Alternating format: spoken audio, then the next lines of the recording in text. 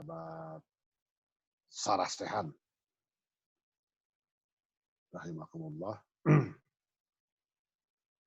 Sore ini saya ingin berbicara mengenai pusat perjuangan pemuda Islam di akhir masa pendudukan Jepang sampai awal kemerdekaan. Ini penting karena eksistensi pusat perjuangan pemuda Muslim ini hampir-hampir menurut saya tidak dicatat oleh sejarah.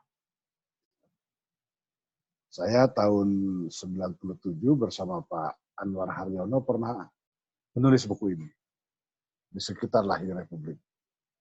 Lalu tahun 2000 berapa itu diterbitkan ulang dalam jumlah terbatas oleh Universitas Islam Indonesia.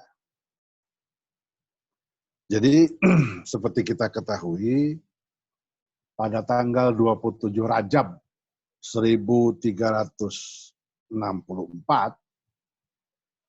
8 Juli 1945, diresmikan pembukaan Sekolah Tinggi Islam, STI, di Gedung Majelis Syuro Muslimin Indonesia. Gedungnya itu terletak di jalan, kalau sekarang namanya Jalan Teku Umar, nomor 1, Jakarta Pusat. Gedung ini dulu, ya sesudah tidak menjadi Gedung Masyumi, dia pernah menjadi kantor imigrasi Jakarta Pusat. Pernah menjadi Budabar, nah yang ramai itu. Sekarang menjadi apa? Saya lupa itu namanya. Di situ, di pojokan Jalan Teku Umar itu. Restoran, sekarang restoran. Restoran Pak besar. Anding malah hafal. Pak Anding malah hafal itu. Konon itu yang punyanya Jan Farid, konon. Mbak Sri Miguna itu. Mbak Sri. Oh ya. Iya, Mbak Sri. Langganan Mbak Sri itu kan ya. Itu kantor Masyumi. Itu kantor Masyumi. Bagus. Jadi tempat kuliah, tempat kuliah para mahasiswa STI itu di Gedung Masyumi itu kan berapa lantai itu kan? Nah. Kemudian 3 minggu sesudah peresmian Sekolah Tinggi Islam, pada tanggal 29 Juli 1945, diresmikanlah Balai Muslimin Indonesia. Yang salah satu fungsinya adalah menjadi asrama mahasiswa STI. Letaknya itu di Jalan Kramat Raya nomor 19. Gedung ini pada zaman Belanda itu hotel. Namanya Hotel Binnenhof. Kemudian oleh Jawatan Perumahan Rakyat, hotel itu diambil alih. Dijadikan penginapan untuk para pejabat daerah yang berkunjung ke Jakarta. Karena itu gedung ini pernah disebut sebagai Gedung Penginapan Rakyat, PERA.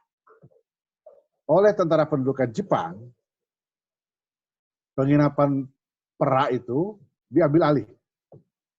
Diserahkan kepada Masyumi untuk difungsikan menjadi tempat menginap para ulama dan tokoh Islam jika sedang berkunjung ke Jakarta. Juga sebagai asrama mahasiswa STI.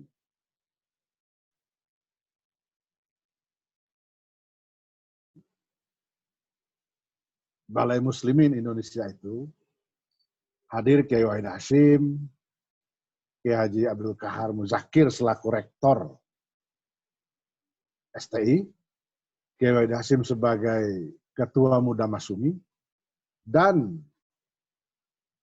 tokoh pergerakan nasional Insinyur Soekarno. Pak Kiai Wahid Hasyim, Pak Kahar Muzakir dalam sambutannya mengharapkan agar Balai Muslimin ini bermanfaat untuk kepentingan kaum muslimin dan bangsa Indonesia. Bung Karno dalam sambutan peresmian Balai Muslimin mengatakan antara lain supaya umat Islam tetap memegang ikrar untuk mencapai Indonesia merdeka. Teguhkanlah iman kita, kata Bung Karno. Berdirilah bulat di belakang putusan-putusan Badan Penyelidik Persiapan Indonesia Merdeka. Nah, dalam perkembangannya, Balai Muslimin tidak hanya berfungsi sebagai asrama mahasiswa, tidak hanya berfungsi sebagai tempat menginap tokoh-tokoh Islam dari luar Jakarta, tetapi juga menjadi salah satu markas perjuangan pemuda.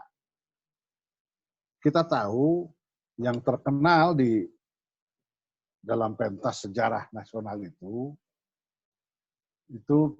markas perjuangan pemuda Angkatan Pemuda Indonesia. Itu di Jalan Menteng yang sekarang kita kenal dengan nama Gedung Juang, Menteng 31. Di tempat ini itu rutin diselenggarakan kursus politik. Mentor utamanya itu Bung Karno dan Bung Hatta. Menarik ya, dua di antara peserta kursus politik di Menteng Raya 31 itu, Kiai Haji Isa Ansori dan BN Aidit. Ini dua-duanya peserta khusus di situ, dua-duanya akrab, tapi kemudian perjalanan sejarah, mereka berpisah. BN Aidit menjadi ketua Sentral Komite Partai Komunis Indonesia, Isa Ansori menjadi aktivis Masumi, menjadi ketua Front Anti Komunis. Nah, jadi walaupun satu guru satu ilmu, ternyata Isa Ansori dan BN Aidit, itu kelak menjadi musuh yang saling berhadapan. Nah, selain Menteng Raya 31 sebagai markas Angkatan Pemuda Indonesia, ada lagi di Jalan Perapatan nomor 10, itu di ujung Jalan Kuitang itu. Ya, menghadap ke Senen itu letaknya di situ. Terakhir gedung ini menjadi Gedung Perbendaharaan Negara, saya nggak tahu sekarang. Di Perapatan 10 itu berdirilah asrama mahasiswa Sekolah Tinggi Kedokteran. Dalam bahasa Jepang, Ikadaigaku. Di sini bersekolahlah, berkuliah di situ, antara lain Sujatmoko, Subianto Joyo Hadikusumo, lalu Bagja Nitidiwirya, dan sejumlah anak muda lain. Sujatmoko dan kawan-kawan termasuk Subarjo termasuk Subianto Joyo Hadikusumo itu keluar ketika pemerintah Jepang memberlakukan ketentuan mahasiswa itu harus gundul. Rambutnya itu boleh hanya berapa senti, berapa mili barangkali. Pokoknya ada gerakan penggundulan. Mahasiswa seperti Sujatmoko itu nggak mau, menolak dan memilih keluar dari Sekolah Tinggi Kedokteran. Kita kenal kemudian Sujatmoko menjadi diplomat, terakhir sampai akhir hayatnya menjadi rektor Universitas Perserikatan Bangsa-Bangsa di Tokyo. Yang lain seperti Subianto Joyo Hadikusumo, Bagja Nitidiwirya, kemudian Suroto Kunto, itu hijrah. Mereka pindah sekolah ke Sekolah Tinggi Islam. Bahkan Subianto itu dipercaya menjadi ketua Persatuan Pelajar Sekolah Tinggi Islam. Jadi ketika proklamasi kemerdekaan dicetuskan pada tanggal 9 Ramadan 1364 Hijriah, hari Jumat, bersamaan dengan 17 Agustus 1945, itu para pemuda bergerak. Tentang ini ingin saya sampaikan pendapat Mr. Muhammad Jum.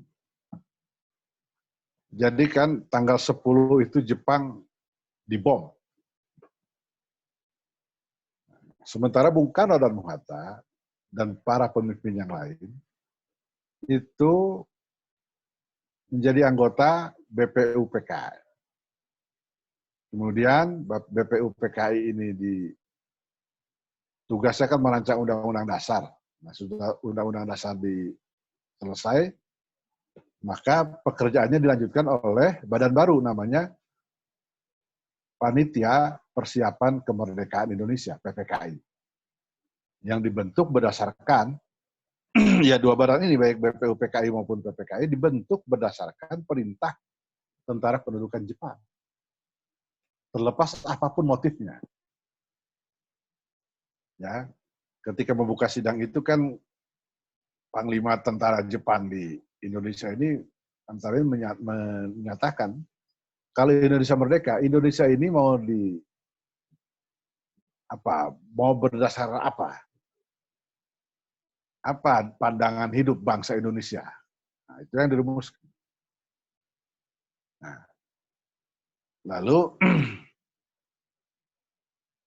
orang-orang seperti Jepang itu memerintahkan supaya PPKI, Panitia Persiapan Kemerdekaan Indonesia itu bersidang mulai tanggal 19 Agustus. Mulai 19 Agustus itu mulai bersidang. Jadi mulai tanggal 15 itu sudah berdatangan ke Jakarta. Memang nggak banyak, anggotanya cuma 27. Nah, sementara itu, Sahrir yang pekerjaannya setiap hari dengar radio, dapat informasi bahwa Jepang sudah menyerah. Karena itu mereka mendesak supaya Bung Karno dan Bung Hatta segera memproklamasikan kemerdekaan di luar skenario Jepang. Supaya kemerdekaan itu dilaksanakan di luar skenario Jepang. Nah, tetapi Soekarno-Hatta nggak mau. Karena bagi Soekarno-Hatta, kami ini diangkat oleh Jepang untuk menjadi pimpinan PPKI. Dan para anggota itu sudah berkumpul di sini. Saking kerasnya perdebatan itu, Bung Karno satu ketika tuh marah. Dia serahkan lehernya itu kepada para pemuda. Itu kan para pemudanya itu kan Wikana, Khairul Saleh, Soekarni, kan ada Malik. Jadi sampai saking marahnya Bung Karno pas serahkan lehernya, udah sembelih aja saya dikit ya. Jadi Soekarno, Hatta tetap ingin kemerdekaan itu dibacakan di depan sidang Panitia Persiapan Kemerdekaan Indonesia. Para pemuda kepingin ini di luar skenario Jepang. Nah, karena saling keras, maka tanggal 15 itu Bung Karno dan Bung Hatta diculik ke Rengas Dengklok. Tetapi selama di Rengas Dengklok juga tidak terjadi apa-apa. Tanggal 16 siang, dijemputlah Soekarno-Hatta itu oleh Ahmad Subarjo. tanggal 16 sore, Bung Karno, Bung Hatta kembali ke Jakarta. Nah, di sini Mr. Muhammad Rum mengatakan, Allah akhirnya, rencana Allah yang berlaku. Proklamasi kemerdekaan Indonesia itu tidak terlaksana sesuai kehendak para pemuda, juga tidak terlaksana sebagaimana diinginkan oleh skenario Bung Karno, Bung Hatta. Tidak tanggal 15 atau 16 Agustus, tidak di depan panitia persiapan kemerdekaan. Dia berjalan dengan skenario sendiri tanggal 17 Agustus 1945, hari Jumat 9 Ramadan 1364 Hijriah. Jadi kata Pak Rum, yang berlaku adalah skenario Allah. Walaupun harus kita catat, ya mestinya yang menjadi teks proklamasi itu, kalau tidak ada kisruh itu, ya tapi ini juga rencana Allah, Allahu a'lam apa rahasianya itu. Mestinya yang menjadi teks proklamasi itu naskah Piagam Jakarta. Tapi tanggal 16 malam itu, di rumah Laksamana Maida, tidak ada seorang pun yang membawa naskah Piagam Jakarta.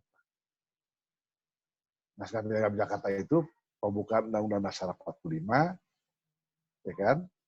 Ketuhanan dengan kewajiban melaksanakan syariat Islam bagi pemeluk. Satu orang pun tidak ada yang bawa itu. Ya Bung Karno, Bung Hatta tidak bawa. Yang lain di situ kan Ahmad Subarjo juga nggak bawa. Ada 3 orang itu perumus Piagam Jakarta itu. Yang lain saya Melik kan bukan panitia 9. Jadi malam itu panitia 9 yang hadir itu 3 orang. Hatta, Soekarno, Ahmad Subarjo. Seorang pun tidak ada yang membawa naskah piagam. Sehingga akhirnya teks proklamasi dirumuskan ulang seperti yang kita kenal sekarang ini. Kami bangsa Indonesia dengan ini menyatakan kemerdekaan Indonesia. Hal-hal yang mengenai pemilihan kekuasaan dan lain-lain diselenggarakan dengan cara seksama dan dalam tempo yang sesingkat. Anak-anak muda itu juga ketika diminta oleh Soekarno, Hatta untuk ayo kita teken. Yang kumpul di situ, ada BM Diah, ada segala macam itu. Nggak mau. Cukuplah itu Bung Karno, Bung Hatta saja. Gitu. Suruh teken nggak mau. Ya sudah aja Soekarno, Hatta atas nama bangsa Indonesia. Jadi, sesudah itu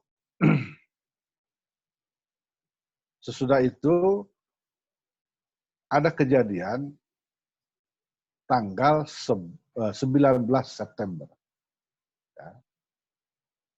19 September 1945 diadakanlah rapat, Bung Karno menyebutnya rapat raksasa, rapat samudra di lapangan Ikada. Sekarang lapangan Monas. Ini digerakkan oleh para pemuda. Karena walaupun sudah merdeka 17 Agustus, tapi gaungnya belum terlalu dahsyat. Maka diadakanlah. Dan itu Jepang sebagai pihak yang kalah perang, itu kan diberi tugas oleh tentara sekutu untuk menjaga Indonesia ini. Nggak boleh ada perubahan, harus dijaga status quo. Jadi Jepang tidak mengizinkan Soekarno-Hatta muncul di lapangan Ikada. Tapi akhirnya berkat lobi Wali Kota Suwiryo dan Ketua Komite Nasional Indonesia Daerah Jakarta, Mr. Muhammad Rum, Jepang menyerah juga. Kalau kita lihat foto-foto masa lalu itu kan kita lihat tuh pasukan Jepang itu mengawal ketat lapangan Ikada.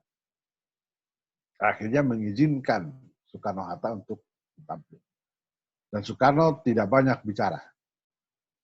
Soekarno hanya mengatakan Indonesia sudah merdeka, sekarang waktunya kita bekerja. Saudara harus taat kepada pemimpin. Bubar. Nah, bubar.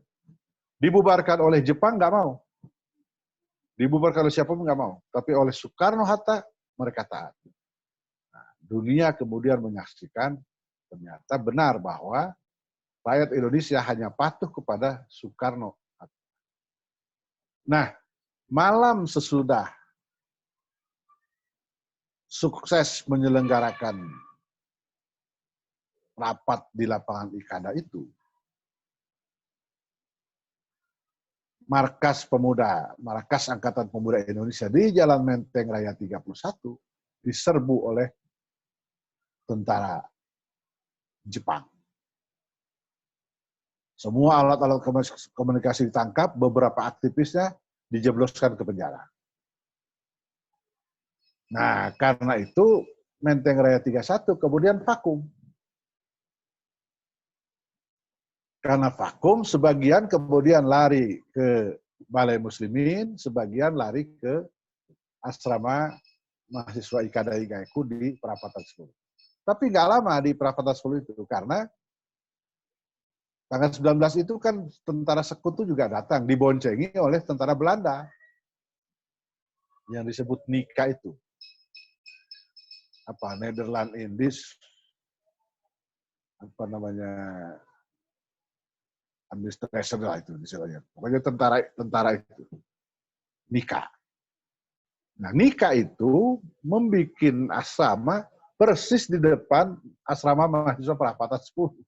Sehingga ya penghuni asrama Perapatan 10 nggak nyaman lagi.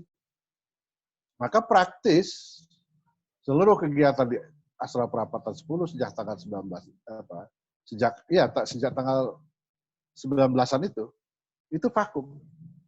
Mereka mengarahkan semua kegiatannya ke asrama mahasiswa STI di Jalan Keramat Raya 19. Jadi kursus-kursus politik tetap dilakukan dan pusatnya adalah di Balai Muslimin Indonesia. Nah, sebelum itu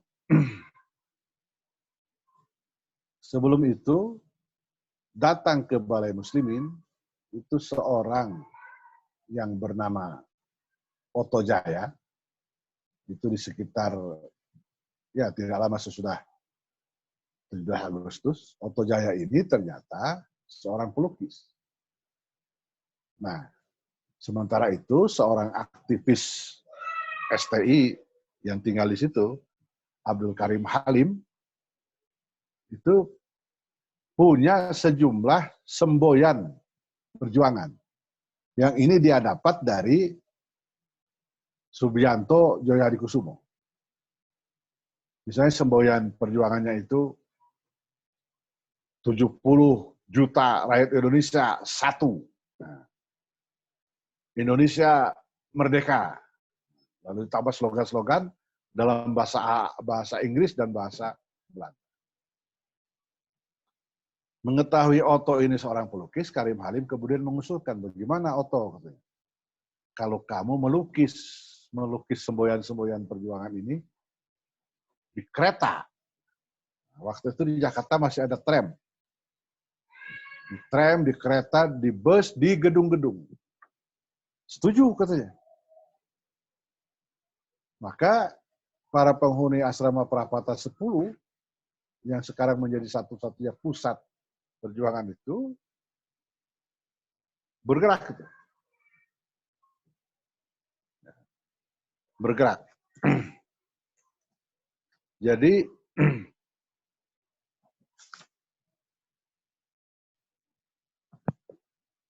mereka datang ke toko-toko cat di daerah Senen.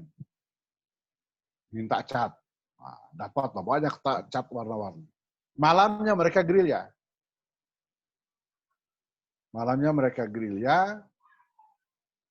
Di belakang asrama Balai Muslimin, Keramat 19 itu ada full tram.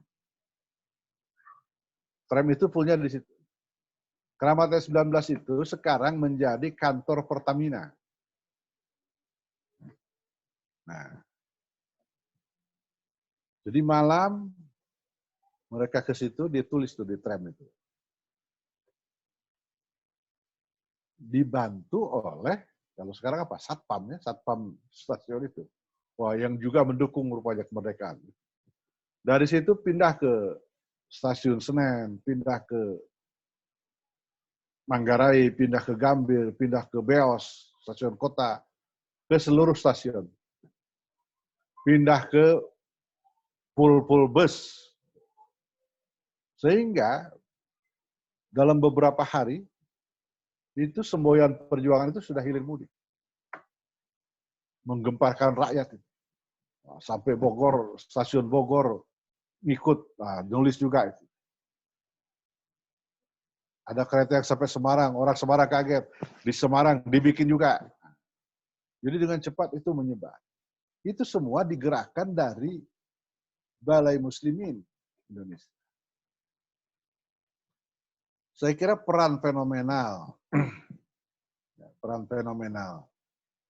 Balai Muslimin itu yang patut dicatat oleh sejarah ialah ketika diselenggarakan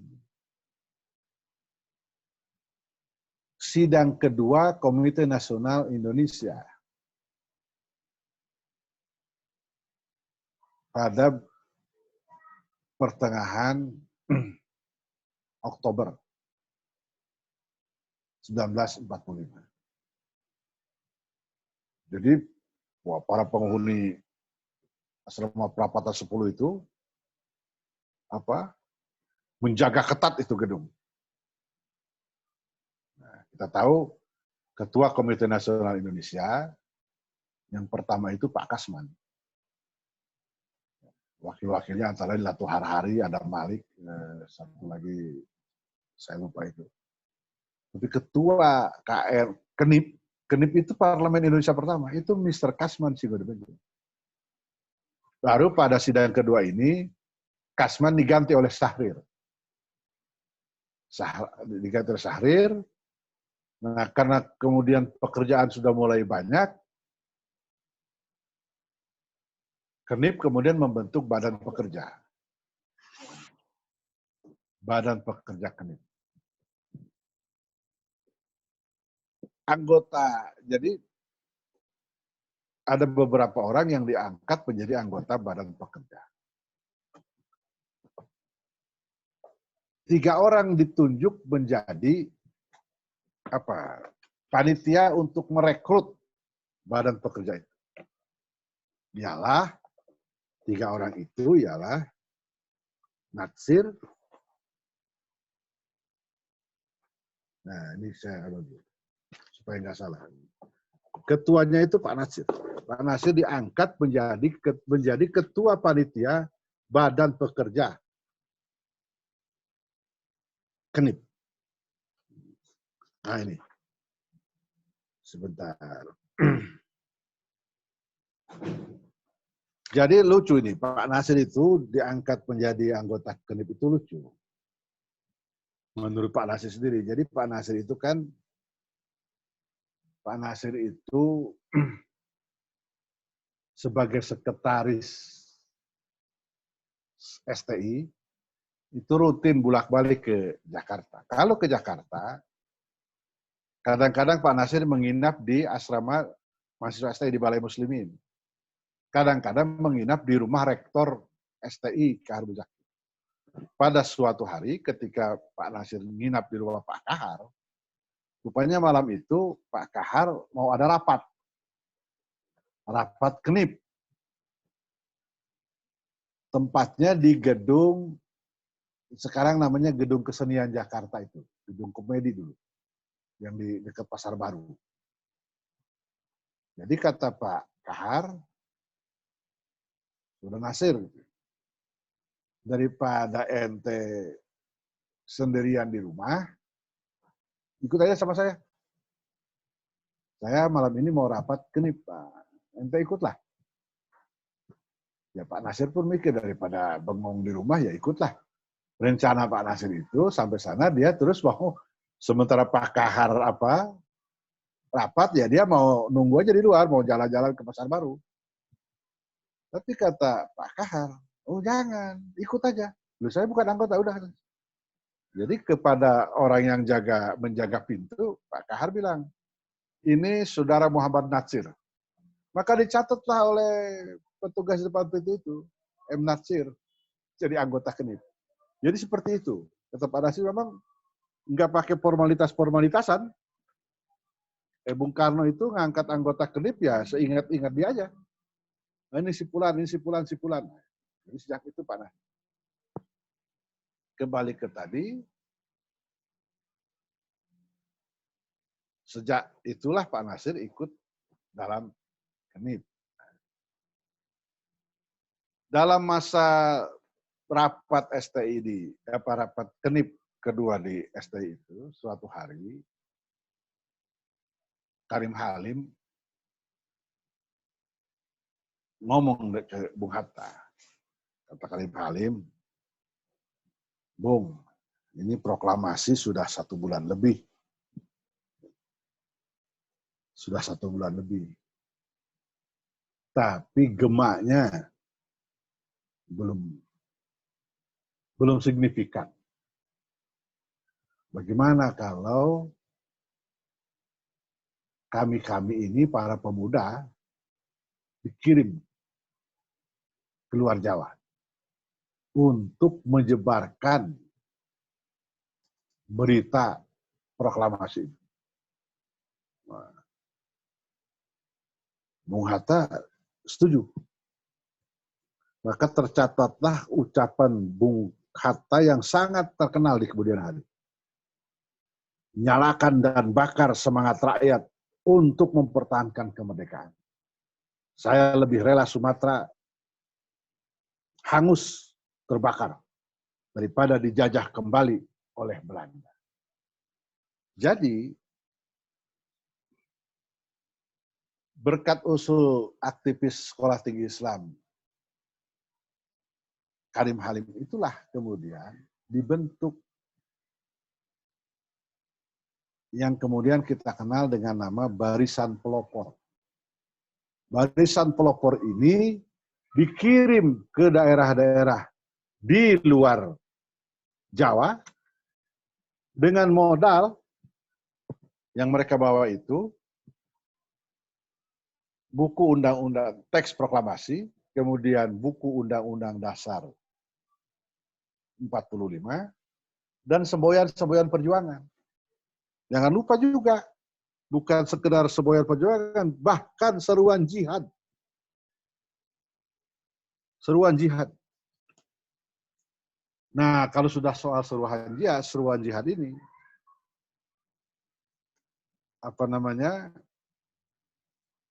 ayat-ayat Quran, hadis-hadis Nabi, itu yang nyiapkan pastilah teman-teman yang tinggal di asrama STI, di Balai Muslimin.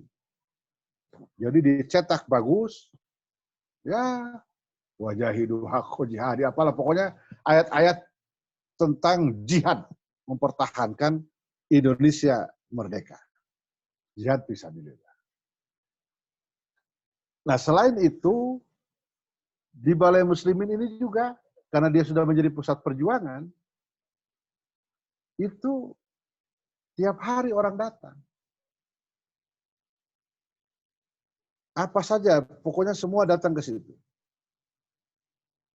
Para aktivisnya kemudian mengumpulkan senjata. Misalnya, untuk Subianto misalnya, itu membawa beberapa senjata diserahkan di situ. Ada Sarwani dan Alimuddin Nasution yang bekerja di Kementerian Keuangan. Dia bentuk Angkatan Muda Pegawai Negeri. Janamar Ajam. Ini kemudian menjadi aktivis GPI dan menjadi duta besar Indonesia di Arab Saudi. Juga melakukan mengkonsolidasi Angkatan Muda di tempat kerjanya masing-masing. Bahru Merangkuti, kita kenal ini kemudian menjadi Sekjen Kementerian Agama. Dia menjadi Laksamana Angkatan Laut. Dia membuat Angkatan Muda Radio. karena dia penyiar. Suatu hari misalnya Karim Halim ketemu dengan BM Diah, Burhanuddin Muhammadiyah, pendiri Koran Merdeka. Kepada Karim Halim, BM Diah menyerahkan segopok uang. Ini uang, kata BM Diah, gerakkan revolusi. Nah, uang itu dipakailah oleh Karim Halim untuk membiayai kehidupan di asrama Balai Muslimin, karena semakin banyak orang datang, semuanya harus dikasih makan. Itulah yang digunakan. Suroto Kunto entah dapat dari mana mengumpulkan banyak kendaraan truk dan berdrem bahan bakar pesawat terbang. Bahan bakar itu di mana ditaruhnya? Lagi-lagi di Balai Muslimin Indonesia. Bahan bakar inilah hebatnya tuh zaman proklamasi itu, awal kemerdekaan. Bahan bakar pesawat terbang itulah yang digunakan untuk sebagai bahan bakar kendaraan dinas presiden dan wakil presiden. Karena rupanya cari bensin zaman itu masih susah. Dapat itu ya itulah. Lalu Janamar Ajam memperoleh banyak senjata, sebagian besar pistol dan granat yang didapat dari perkebunan karet di Serpong. Senjata itu dibagi-bagi kepada penghuni Balai Muslimin, sisanya disimpan oleh Subianto dan Bagja. Jadi semua penghuni asrama Balai Muslimin dikasih senjata. Anwar Haryono, sudah tahu Anwar Haryono ini, nanti menjadi sekretaris GPI, menjadi juru bicara Masyumi, terakhir menjadi ketua Dewan Dakwah. Banyak sekali memasukkan bambu runcing dari Tanabang. Basis dia Tanabang. Jadi orang Tanabang kirim itu bambu runcing ke Balai Muslimin. Anwar Haryono malah cari senjata sampai ke Cilengsi. Karena di Cilengsi itu, Cilengsi Bogor, itu ada asrama tentara Jepang. Nah, ke sana Pak Anwar menuju. Jadi, sahabat Sarasehan semuanya, ini peran yang menurut saya signifikan. Yang dilakukan oleh para pemuda Muslim, para mahasiswa sekolah tinggi Islam melalui Balai Muslimin. Sayangnya, riwayat Balai Muslimin itu tidak banyak diketahui, bahkan gedungnya pun sudah lama diratakan dengan tanah.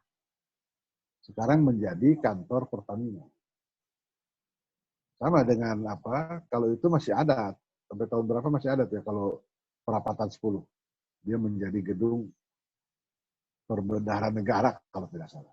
Yang masih sampai sekarang gedungnya masih ada, masih terpelihara, itu Menteng Raya 31. Tahun 95 itu beberapa bekas penghuni asrama Balai Muslimin Indonesia itu pernah berkirim surat kepada Presiden, juga kepada Gubernur DKI, minta supaya di tempat itu ada semacam prasasti atau atau kalau bisa dipulihkan. Jadi, nah ini, Forum Ukhuwah itu pernah meminta supaya Balai Muslimin itu dibangun lagi.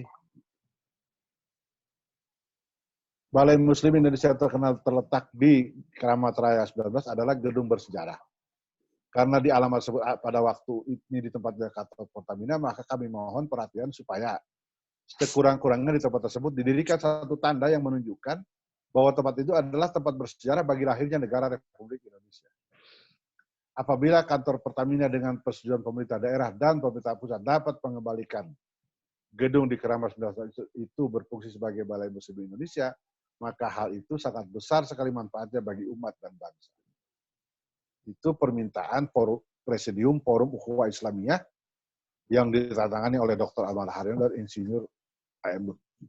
Itu dilengkapi dengan kesaksian para alumni Sekolah Tinggi Islam yang masih ada waktu itu. Pak Anwar Haryono, Darsap Rahman, Ahmad Nasuhi. Ahmad Nasuhi ini terakhir menjadi wakil gubernur Jawa Barat. Pangkatnya nggak naik-naik, Letnan Kolonel. Karena di zaman Orde Lama, dia lempar granat ke kantor Komite Sentral PKI di Jalan Keramat Raya yang dekat apa itu? Dekat Hotel Akasia itu. 4 Haji Adan Samni. Haji Adan Samni ini kakak kandung Ibu Aisyah Amini.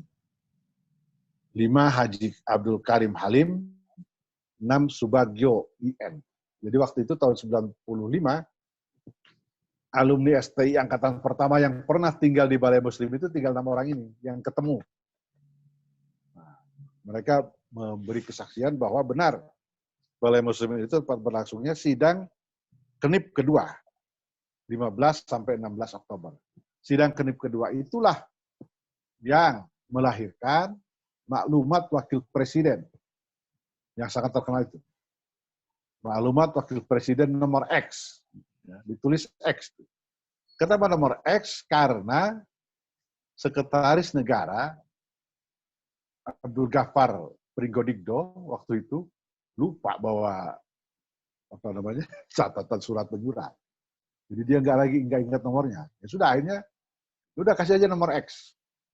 Maklumat Wakil Presiden nomor X yang menganjurkan rakyat untuk membentuk partai politik sebagai alat perjuangan. Maklumat ini sekaligus membatalkan instruksi Presiden Soekarno sebelumnya tentang pembentukan Partai Nasional Indonesia sebagai partai pelopor. Karena Kenip sebagai partai tunggal. Kenip menganggap kalau ada partai, kalau di Indonesia ini cuma ada satu partai, partai tunggal PNI, itu merusak demokrasi. Dan itu tidak menguntungkan. Karena Indonesia bisa dianggap sebagai negara fasis. Jadi itulah, sahabat Sarasehan, hal-hal yang dapat saya sampaikan di sekitar Balai Muslimin Indonesia. Dan peranannya yang signifikan. Jangan lupa misalnya ketika menjelang rapat di IKADA itu 19 September, ya kan zaman itu belum ada ya telepon susah, ya kan, belum ada WA, belum ada Facebook, ya kan, belum ada BlackBerry, jadi komunikasi masih susah. Bagaimana mengumpulkan orang ribuan? Orang datang dari Bekasi, dari Cikarang, dari Bogor, dari Karawang, dari Sukabumi, bahkan konon ada yang datang dari Bandung. Dari mana? Itu pasti dengan pola pendekatan langsung. Dan siapa yang bergerak? Yang bergerak adalah teman-teman yang tinggal ya antara lain teman-teman yang tinggal di asrama Balai Muslimin. Waktu itu masih ada Menteng 31, masih ada Perapatan 10. Semua bergerak mengumpulkan massa zaman itu. Bung Karno mencatat itu tidak kurang dari 1 juta. Bayangkan. 19 September tahun 45 bisa mengumpulkan orang 1 juta. Itu luar biasa. Itu bukan pekerjaan yang mudah. Saya kira demikian. Assalamualaikum warahmatullahi wabarakatuh. Waalaikumsalam warahmatullahi wabarakatuh. Terima kasih Kang Lukman. Banyak hal yang baru buat saya ya. Terutama peran BMI ini. Jadi saya mungkin bisa memahami keberatan Bung Karno didesak untuk segera merdeka gitu Kang. Ya, oleh para pemuda yang punya semangat luar biasa. Karena berpikir Bung Karno, pasca memproklamasikan ini, yang dia pikirkan itu. Nah, dia takut yang kemudian bagi para anak-anak muda ini kan, ya kita lawan saja Jepang atau Belanda kan gitu. Kalau perlu kita gorok lehernya. Yang itulah kemudian Bung Karno itu menyerahkan lehernya. Ini leher saya kan gitu mungkin ya. Ya, karena ternyata setelah di markas itu udah persiapan perang itu kan Kang Lukman ya. Ya, Karena karena negara kan belum ada waktu itu. Ya, Pemerintahan belum belum ada untuk mempersiapkan perang, logistik dan lain-lain. Jadi situasi di BMI itu betul-betul bersiap untuk perang. Dan nampaknya mempertahankan kemerdekaan itu ternyata memang lebih berat daripada sekedar memproklamasikan gitu ya. Yang Bung Karno agak berat karena yang berpikirnya paskanya itu. Mungkin itu. Apa memang begitu mungkin Bang Lukman ya? Ya, terutama karena Bung Karno itu merasa, bukan hanya Bung Karno dan Bung Hatta. Yeah. Itu merasa terikat gitu loh, dengan kesepakatan. Nah ini kan orang-orang ini kan PPKI itu, Panitia Persiapan itu kan sudah datang dari mana-mana, masa ditinggal. Tetapi ini yang dicatat Pak Rum juga. Tapi dengan adanya gerakan anak-anak muda yang menculik Soekarno-Hatta itu Bung Karno, Bung Hatta itu dapat amunisi. Jadi malam 16 itu, Bung Karno dan Bung Hatta menemui Laksamana Maida. Ditemui oleh stafnya di Sijima. Jadi Soekarno-Hatta minta ketemu. Itu pejabat Jepang itu nggak keluar, yang keluar itu di Sijima. Sekedar untuk ketemu pun itu orang Jepang sudah tidak mau lagi pada 16 Agustus itu. Itu yang kemudian Bung Hatta marah. Jadi seperti ini saja ketika sikap seorang samurai. Nah, gitu. Ternyata kalian penakut juga. Nah, gitu. Jadi dengan itu maka Soekarno-Hatta menjadi bersemangat. Ya sudah, Jepang kita tinggal saja gitu. Jadi tanpa ada gerakan pemuda tadi itu, Bung Karno nggak akan semarah itu. Sudah, nanti kalau terjadi sesuatu saya tidak bertanggung jawab, kata Soekarno. Maka itulah yang menyemangati. Jadi Soekarno, menurut saya Soekarno-Hatta dia terikat pada sebagai ketua PPKI, kan nggak mungkin sebagai ketua PPKI meninggalkan teman-teman ini, walaupun pada akhirnya dengan rekayasa Allah PPKI ditinggal juga akhirnya, kan begitu. Tetapi kata Pak Arum, dengan gerakan pemuda itu Soekarno menjadi tambah berani, begitu Pak Sekjen. Iya. Ya teman-teman, kalau ada yang mau tanya silakan, ada yang mau memperdalam, Mas Sanding, Jadi silakan Mas Sanding. Terima kasih Pak. Saya menarik sekali apa yang disampaikan oleh Pak Lukman, terutama berkaitan dengan persiapan kemerdekaan, kemudian akan diproklamirkan. Itu kebetulan kok ya piagam Jakartanya tertinggal Pak, nggak terbawa, sehingga akhirnya dibuatlah naskah baru yang bagaimana kita pahami sekarang ini. Apapun demikian, Pak, nilai-nilai Islam tetap tergambar jelas di dalam naskah kemerdekaan itu. Tetapi yang dari masalah, Pak, kalau kita tarik ke perjalanan bangsa terakhir ini, Pak, ini mohon maaf. Ini saat ini, kemarin saya dapat naskah rencana undang-undang haluan ideologi Pancasila, Pak. HIP. Dalam naskah itu, Pancasila yang terdiri dari 5 sila ini akan diperas menjadi trisila, bagaimana dulu pernah digambarkan oleh Bung Karno juga. Kemudian akan diperas lagi menjadi gotong royong. Di dalam RUU HIP yang sekarang sudah masuk di Badan Legislasi Nasional itu, di sana dijelaskan pada pasal ini ya, pasal 11 kalau tidak salah, disebutkan bahwa tentang tujuan adanya undang-undang haluan ideologi Pancasila ini nanti akan membentuk masyarakat Pancasila, di mana masyarakat Pancasila itu tidak lagi membahas masalah keberadaan ketuhanan yang Maha Esa, Pak. Tujuan masyarakat Pancasila ini adalah terwujudnya masyarakat yang murah sandang, pangan, papan, dan seterusnya. Sedangkan di dalam masyarakat Pancasila itu ada manusia Pancasila. Baru manusia Pancasila itu adalah manusia yang mengenal adanya ketuhanan yang Maha Esa, kehidupan beragama. Jadi kalau melihat perjalanan dari sana, dari awalnya tahun 40-an, 45 itu sudah sangat bagus, tetapi dalam perjalanan terakhir kali ini, kekinian sekarang ini Pancasila ini dieliminasi sedemikian rupa sehingga tidak lagi menjadi haluan bagi perjalanan bangsa Indonesia karena Pancasila diperas menjadi satu, yaitu namanya gotong royong, Pak. Di dalam semangat gotong royong itu yang penting adalah kebersamaan di dalam masyarakat Pancasila yang akan di undang-undangnya akan dibahas di Badan Legislasi Nasional itu, Pak.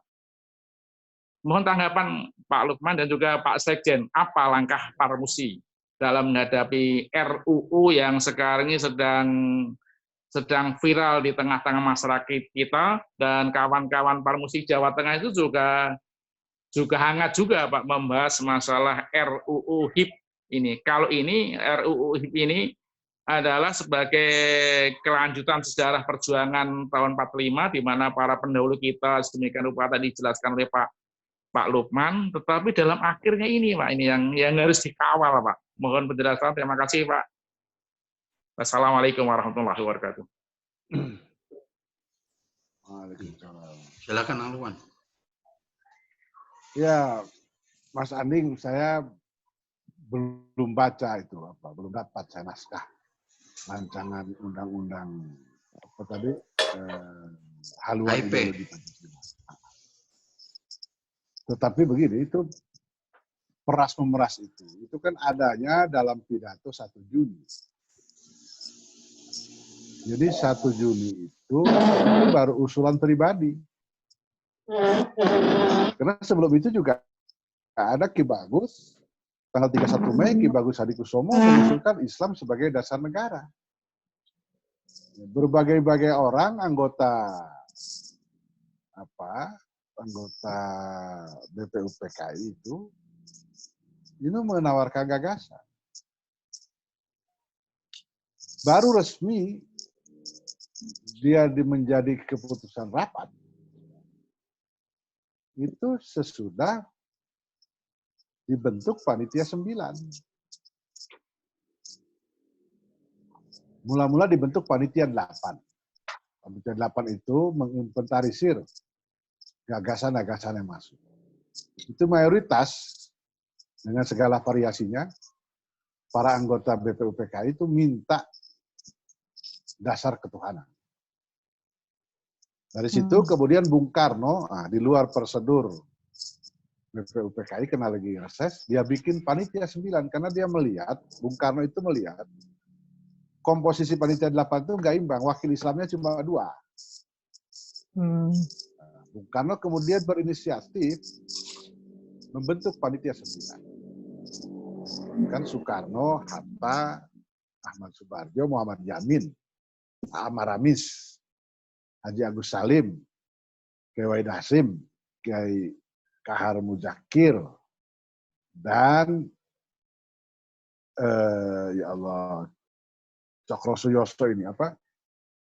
Kok tiba-tiba saya lupa. Itu adanya Pak Cokro SI. Nah, itu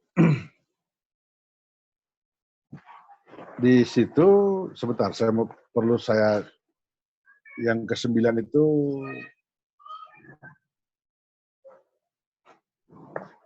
siapa satu lagi itu tadi?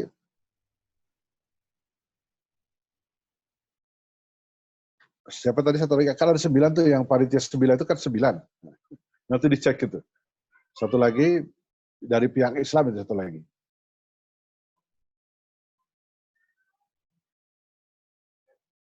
Jadi ya nanti kita cari itu. Ada 9. Soekarno, Hatta, Ahmad Subarjo, Yamin, Amar Ramis, Haji Agus Salim, Kiai Wahid Hasim, Kiai Kahar Muzakir, satu lagi ini kok tiba-tiba lupa. Dari Abi Kusno, Cokro Suyoso. Iya. Ya. Itulah yang hasil resmi. Karena hasil ini dilaporkan. pidato Bung Karno itu bukan hasil resmi, itu baru usul pribadi. Jadi nggak bisa dia dijadikan landasan. Nah, itu hasil Panitia 9 kan dibawa kemudian ke rapat besar. Nah, namanya rapat besar. Pertengahan Juli 45, dibawalah hasil Panitia 9 itu ke rapat besar BPUPKI. Di situ diperdebatkan lagi. Latu Harhari itu menolak. Latu Harhari tidak setuju anak kalimat dengan kewajiban melaksanakan syariat Islam bagi pemeluk-pemeluk. Padahal di Panitia 9 ada Maramis. Yang Maramis itu mengatakan setuju 200%. Umat Islam itu wajib melaksanakan syariat agama. Itu yang menjawab keberatan Latu Harhari itu Haji Agus Salim dan Wahid Hasyim.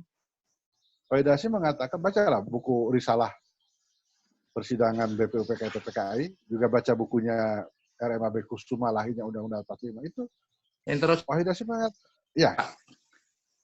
Ya, interupsi. Jadi gini Pak, itu kita pahami Pak, bagian dari sejarah yang kita hormati. Ya. Tapi yang dalam hal ini Pak, jadi tampaknya ada satu niatan dari DPR untuk merumuskan undang-undang haluan ideologi Pancasila ini kembali pada dalam naskah ini Pak, kalau kita pahami, itu kembali pada pendapatnya Bung Karno itu Pak. Karena di dalam RUU pasal 3 ayat 2, Pancasila yang 5 sila itu diperas menjadi satu kalimat namanya gotong royong. Itu. Jadi ini sedang di... Ini kan mengerikan, Pak. Itu kan, lah maksud saya, itu nggak boleh jadi pegangan. Karena peras memeras itu bukan putusan BPUPKI. Berarti undang-undang RUU. Iya, Pak. Lah iya, itu yang harus kita tolak. Jadi itu begini, Mas Sanding, itu undang-undangnya udah ada ininya apa belum? Baru RUU tuh. Enggak. Oh, RUU. Jadi RUU-nya begini. belum masuk Dewan. Ya, kita mungkin akan kita bisa mendalami naskah itu ya, Pak Anding ya. Jadi kita perdalam di season sendiri nanti. Yang penting begini. Kalau dulu orang merumuskan konsep kenegaraan kebangsaan itu dengan kepala dingin, dengan intelektualisme yang tinggi, perdebatan yang objektif, ya, yang namanya Alexander Andreas Maramis itu, betapa dia memahami kenapa harus yang kemudian 7 kata itu dia setuju, itu karena memang karena perdebatan akademis. Sekarang ini kan berbeda karena kepentingan politik. Gitu ya, tidak jujur sekarang pembahasannya. Jadi berbeda. Mau dikembalikan kayak apapun, Pancasila tidak akan pernah bisa dirubah ataupun diperas kembali. Nggak akan itu, nggak bisa, itu udah final itu. Ya, itu kita bisa melihat berbeda konteksnya ya, Pak Anding. Kalau dulu kan perdebatannya seperti itu. Sekarang ini penyelesaiannya kan secara politik, nggak bisa secara akademis, ya, secara akademis. Ya. Karena tetapi kita dibutuhkan hanya orang-orang yang punya integritas, gitu. Ya Pak. Jadi oleh karena itu Pak, nanti. Ya oleh karena itu harus ada nanti Pak. Ini menarik. Jadi Parmusi harus mengambil langkah karena ini sangat membahayakan Pak. Misalkan di dalam RUU HIP ini pasal 7 dan pasal 8 tentang masyarakat Pancasila Pak, itu di sana tidak lagi mengenal Tuhan itu. Baru kemudian ya ketuhanan itu nggak ada. Dihilangkan. Nanti coba itu kan masuk dianggap di gotong royong. Semuanya itu gotong royong adalah mau setan gundul, mau Tuhan nyampur iblis di situ di gotong royong itu kan gitu Mas Anding kan. Jadi semua itu ya Pak Lukman, semua Undang-Undang Dasar 45, semua Pancasila, semua NKRI itu masuk satu kata namanya gotong royong. Nah itu aja. Jadi adalah gotong royong adalah ketuhanan yang baru. Jadi gotong royong nanti diarahkan untuk menjadi Tuhannya bangsa Indonesia. Jadi itu sebetulnya orang menyusunnya itu ya memang hanya mencari sensasi supaya umat Islam itu marah, supaya umat Islam itu konsentrasi ke situ, sehingga tetap negara ini menjadi kapitalis liberal yang luar biasa liberalisasinya. Jadi begitu, ntar dibikin lagi mana? Kita melihat, kita tidak akan pernah tinggal diam, ya. Bagaimana situasi setelah corona ini, ya Pak Anding, itu menjadi pikiran kita. Bukannya kemudian Pak Anding kita juga diam saja. Tidak, banyak hal-hal yang saya perhatikan itu. Bukannya kemudian kita diam, ya. Tetapi teman-teman sekalian, kenapa kita belajar sejarah? Untuk supaya kita peka terhadap pesan-pesan seperti ini. Bagaimana menyelesaikan solusinya? Nggak bisa solusi-solusi dulu yang interaksi idenya lebih dinamis gitu dibandingkan sekarang. Tidak, karena itu kita sekarang kenapa belajar sejarah lewat Zoom? Membaca buku aja sudah malas kok kita. Nggak ada waktu untuk membaca buku. Jadi begitu ya. Mohon maaf ini waktunya Panding. Iya. Senang kalau ada perdebatan begini, senang gitu. Apalagi Panding sering memberikan gagasan-gagasan baru ya. Yang ini membuat kita menjadi segar gitu ya Mbak Srim ya. Ya apalagi Mbak Srim sudah mulai intensif ini memperhatikan berbagai Insya Allah, Pak. Kepentingan umat bangsa dan negara gitu. Insya Allah, dibimbing oleh Kang Lukman, saya kira kita akan bisa meneruskan gagasan garis lurusnya Pak Nasid dan tokoh-tokoh bangsa ini. Jadi jangan sampai kita kemudian belok-belok kan begitu. Amin, insya Allah. Itu kita nanti coba kita bicara secara khusus Pak Anding soal itu. Dan jadi sejarah ini memang harus diluruskan, Pak. Jangan harus sambung menyambung sampai akhirnya nanti kan gitu loh, Pak. Apa yang disampaikan oleh Pak Lukman inilah yang harus kita jaga sehingga nanti RUU HIP dan juga nanti ada RUU yang lain yang akan membelokkan Pancasila inilah yang harus kita kawal. Saya kita sudah tidak berpartai, Pak. Ya, Mas. Baik, kami persilakan Kang Lukman terakhir, kata-kata terakhir untuk hari ini. Ya, silakan sekaligus menutup session kita dan kita tunggu besok ya, Mas Rin. Silakan Kang Lukman. Bangsa ini memang ingatannya pendek. Gitu. Dulu pernah ada dulu pernah ada Nasakom, dipaksakan lah itu nasionalis agama komunis. Ya, pernah ada demokrasi terpimpin. Tapi kan ternyata itu semua ambiar bersamaan dengan runtuhnya kekuasaan. Lalu zaman Orde Baru ada lagi, ada P4, ada asas tunggal. Saya ingat betul itu, ketika lagi ramai asas tunggal, saya menghadap Prof. Isam, Suriah NU, Kiai Haji Ali Maksum, Allah yarham. Saya tanya beliau, gimana nih Kiai? Alah, sampean nggak usah resah. Asas tunggal ini nanti nasibnya itu, ya pokoknya ini baskom. Gitu. Asas tunggal itu baskom, kayak Nasakom. Nah, gitu. Jadi betul kan? Begitu Soeharto tumbang, P4, asas tunggal, semua tumbang. Ini pun saya kira kalau dipaksakan, nggak akan lama juga umurnya. Jadi buat saya, ya marilah umat Islam, bangsa ini semuanya, belajar dari sejarah. Kenapa di Konstituante itu rame soal Pancasila sebagai dasar negara? Karena antara lain, Bung Karno menafsirkan ketuhanan itu hanya sebagai rasa adanya Tuhan. Lah bagi kita kaum yang beriman, bukan hanya bagi umat Islam. Bagi kaum Nasrani, Arnold Mononutu itu dalam pidatonya mengatakan, bagi kami, Pancasila tanpa sila ketuhanan Maha Esa, itu cuma filsafat materialisme kosong. Dan ketuhanan yang Maha Esa bagi kami, kata Mononutu, itu adalah ajaran Injil. Jadi, Mononutu pun menafsirkan Pancasila itu menurut ajaran Kristen. Nah bagi kita, ketuhanan yang Maha Esa itu tauhid. Sila ketuhanan itu bukan sekedar rasa adanya Tuhan. Bukan itu.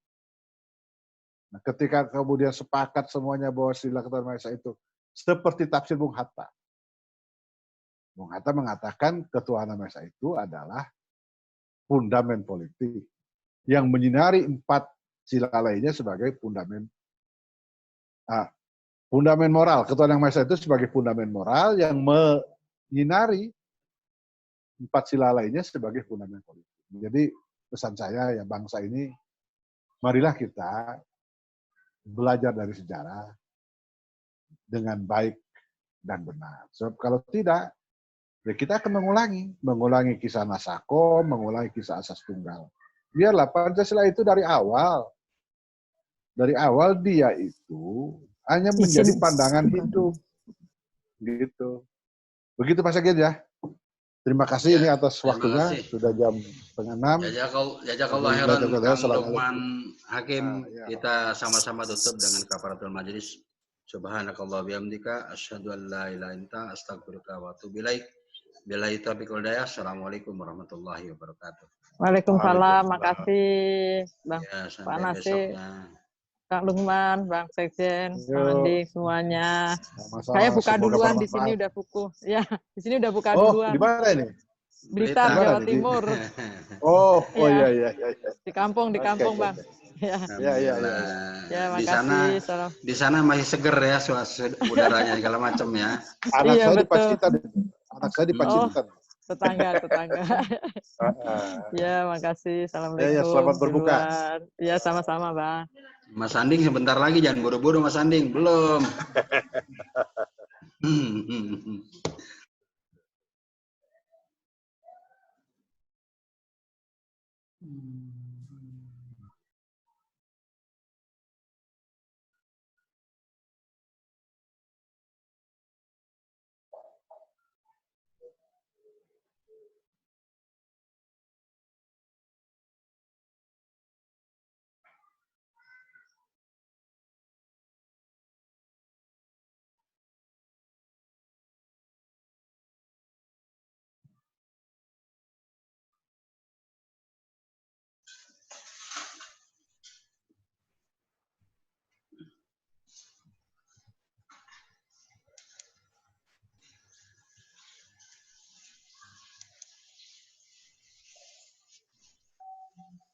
Sudah selesai ya? Sudah selesai. Sudah ya? Nah.